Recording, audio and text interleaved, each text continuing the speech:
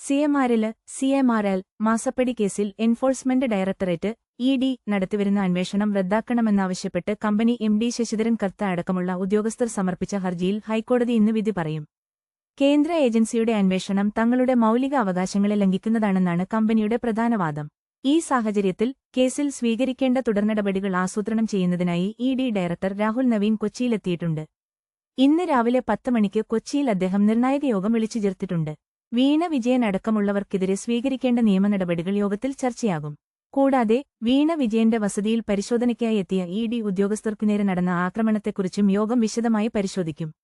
News Kerala WhatsApp group ചേരാൻ click here. News Kerala Telegram group ചേരാൻ click here. നേരത്തെ ഹൈക്കോടതി സിംഗിൾ ബെഞ്ചിന്റെ ഉത്തരവിനെ തുടർന്ന് മുഖ്യമന്ത്രി പിണറായി വിജയന്റെ ഔദ്യോഗിക വസതിയിൽ ഉൾപ്പെടെ പരിശോധന നടത്തിയിരുന്നു.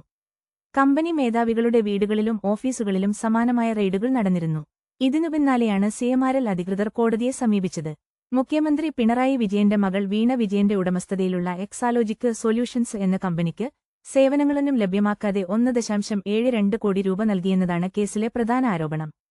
ഹൈക്കോടതി വിധിക്ക് പിന്നാലെ ശശിധരൻ കർത്ത ഉൾപ്പെടെയുള്ളവർക്ക് വീണ്ടും സമൻസ് അയക്കാൻ നടപടികൾ സ്വീകരിക്കുന്നതിനിടെയാണ് കേസ് വീണ്ടും കോടതിയുടെ പരിഗണനയിലുള്ളത്.